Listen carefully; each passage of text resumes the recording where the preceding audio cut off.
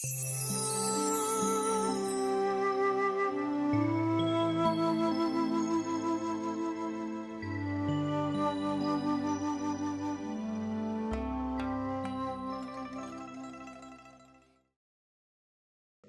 by the way, ini sesi tanya jawab. Saya cuma bacakan, tugasnya membaca, yang bertiga menjawab, kan enak ya. Satu frame. Jadi ada satu pertanyaan yang baik, dan ini silakan dari tiga narasumber kita. Andai ada satu kondisi di mana ada satu orang yang kita ketahui bahwa dia akan melakukan satu pembunuhan, gitu ya. Dia akan melakukan satu pembunuhan, orangnya jahat, keji, dia siap membakar 100 orang termasuk desa, dan Anda adalah salah satu-satunya orang yang bisa menyelamatkan. Dengan cara, coba udah tebak lu dengan cara apa, Pak? Wah, bisa baca pikiran saya, sotapannya sudah ya. Dengan cara membunuh gitu. Ini sebenarnya pertanyaan apa jebakan sih? Tapi ya silakan, mungkin ada pendapat, ada pandangan mengenai ini. Apa yang cara terbaik lah, kira-kira apa yang bisa dilakukan?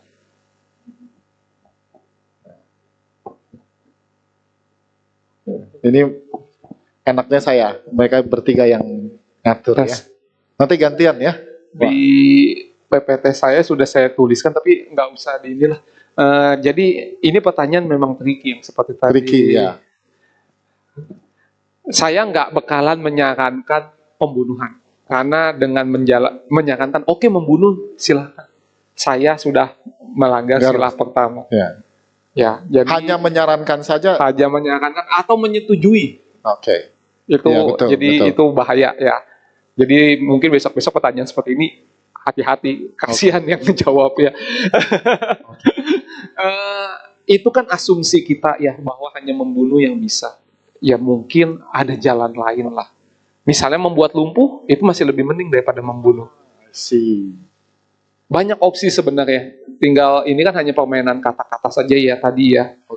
Tapi pada di satu tempat, kalaupun teman-teman nggak bisa menyelamatkan, apakah itu tugas dari teman-teman? Ingat yang bodhisattva, kenapa nggak dijudge yang kemarin 3.000 orang?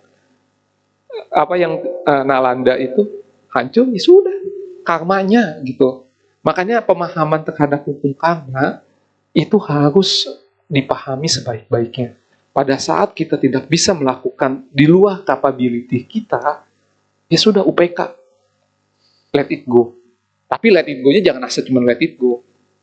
Benar-benar dipahami bahwa inilah memang kerjanya hukum karma seperti ini. Masing-masing sudah mewarisi terlahir, terlindung oleh karmanya sendiri. Dan ini nggak hanya sekedar diucapan, pahami sebaik-baiknya. Saya pribadi sih seperti itu. Ya. Ada tambahan? Mungkin Pak Febi atau Ko Adianto, silakan. Jadi pertanyaan seperti ini kan bisa dijawab dengan secara ideal bagaimana menurut Dhamma. Tapi nanti di realitasnya bisa lain kalau saya yang mengalami itu. Ya kan, itu dua hal yang berbeda Bapak Ibu sekalian. Karena misal di situ ada keluarga saya juga, ada anak, ada istri, dan saya sebagai orang yang masih batinnya kotor, penuh kemelekatan, walaupun secara teori tidak boleh membunuh, kira-kira apa yang terjadi menurut Bapak Ibu dalam realitasnya? Pasti saya mempertahankan mati-matian keluarga saya.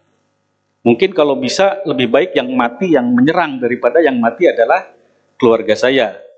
Nah, itu contoh kemelekatan kita kepada keluarga. Kita memilih. Ya. Pada hakikatnya sama, terjadi pembunuhan. Apakah pembunuhannya itu dilakukan oleh orang keji tadi, perompak terhadap keluarga dan tetangga kita, atau saya yang membunuh perampok, itu pembunuhannya sama. Walaupun beratnya karma, intensitasnya kita nggak tahu ya. Mungkin dengan niat jahat, dengan kekejian, dengan niat membela orang mungkin ya, karena saya tidak bisa melihat karma, mungkin saja intensitasnya berbeda. Karena di dalam sutta juga ada kata-kata semisal membunuh binatang untuk kesenangan, gitu ya. Itu lain dengan membunuh binatang untuk cari nafkah. Itu agak berbeda. Tapi tetap pembunuhan karmanya ada. Nah, tetapi kalau kita, ini kesempatan bagi kita untuk memahami bahwa apa yang dimaksud misalnya di dalam Dharma itu, taruhlah seorang arahat misalnya. Kalau seorang arahat mengalami hal seperti itu, sikapnya akan lain. Karena bagi seorang arahat, dia sudah tidak punya lagi ikatan kemelekatan terhadap anak, terhadap keluarga. Jadi tidak ada lagi pembedaan terhadap anak misalnya, atau mantan istri, karena arahat kan udah mungkin dimantankan istrinya ya, juga terhadap tetangga.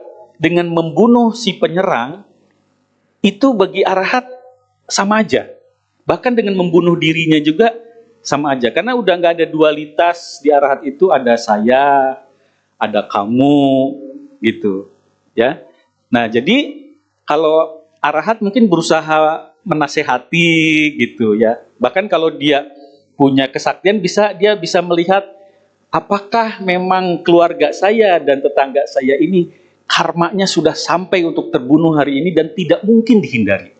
Itu kan terjadi juga di zaman Yang Mulia Buddha ya, ketika suku Sakya dibantai ya oleh masih saudara yang tadinya budak ya, dijadikan itu, yang mengalami penghinaan, lalu dia merasa dendam. Buddha sudah bisa melihat bahwa memang sudah sampai karmanya dan tidak bisa dicegah. Tapi itu kan arahat dan Buddha. Kalau saya yang ngomong, udahlah biarin aja lah, ini udah karmanya, pasti saya berdusta. Karena enggak?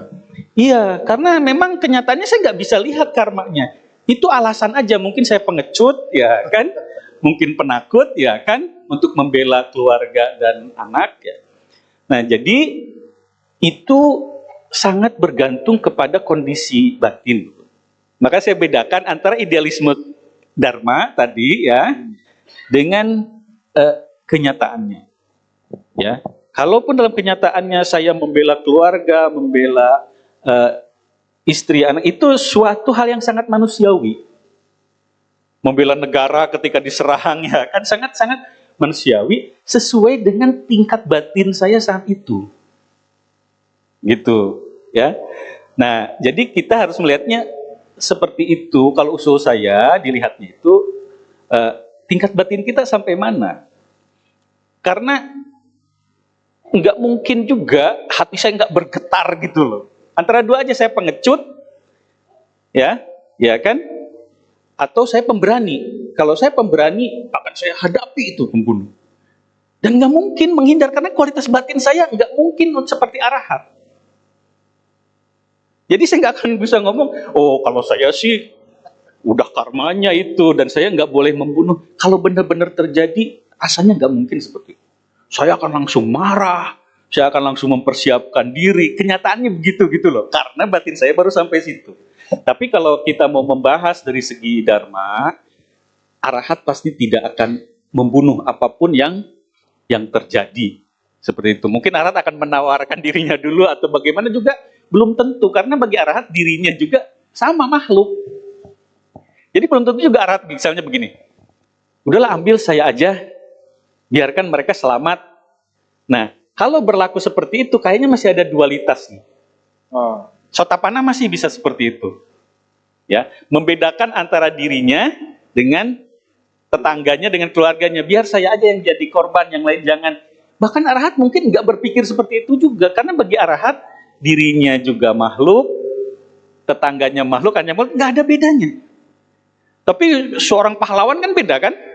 Biarlah saya yang mati gitu. Itu seorang pahlawan. Tapi itu bagus, tapi bagus dengan noda. Jadi ada pengorbanan diri yang masih dengan noda. Nah, seorang pahlawan yang biarlah saya yang mati, yang lain selamat, seperti bodhisattva ya, itu adalah perbuatan luhur yang masih dengan noda, gitu. Tapi kalau arahat udah nggak bisa begitu juga, gitu. Karena bagi dia sama aja. sama aja. Dan kalau dia dibunuh, si pembunuhnya dapat karma buruk juga, mungkin lebih besar lagi membunuh arahat. Apa enggak kasihan? Jadi bagi arahat yang nyerang juga dia akan penuh kasih, jangan sampai yang nyerang juga istilahnya punya karma buruk yang besar.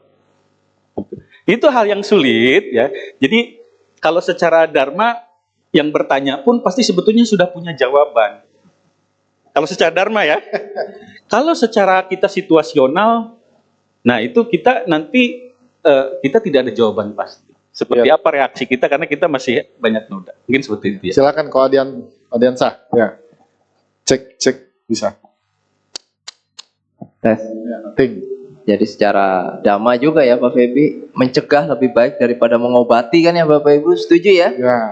Nah, daripada masuk ke situasi tadi itu yang model complicated dilematis seperti itu, jauh lebih baik mencegah. Pencegahannya ada di mana? Dengan menjadi sotapana. Karena seorang sotapana tidak akan bisa melakukan perbuatan yang sampai melanggar sila yang membawa pada kelahiran kembali di alam rendah. Benar nggak Pak Febi ya? Nah, jadi kalau Bapak Ibu jadi sotapana, pertanyaan itu 99,9% tidak akan terjadi pada Bapak Ibu. Mencegah jauh lebih baik daripada mengobati. Jadi berjuang jadi sotapana. Ya. Ya, jadi ini memang pertanyaan yang dilematis. Ya, pertanyaan dilematis tapi sudah dijawab dengan sangat baik ya. Kalau saya sih suka jawabannya Kohandi sih. Killing would be the last resort. Ya. Killing would be the last resort. Memang gak kepikiran sih kenapa nggak dilumpuhkan saja. Dan kasih obat bius kan bisa kan. Yang penting pencegahan terjadi. Saya mungkin bertanya masih gini, kalau dia bunuh 100 orang dia bikin karma buruk. Kalau kita biarkan dia bunuh, dia melakukan karma buruk yang membuat dia bisa terakhir di alam rendah.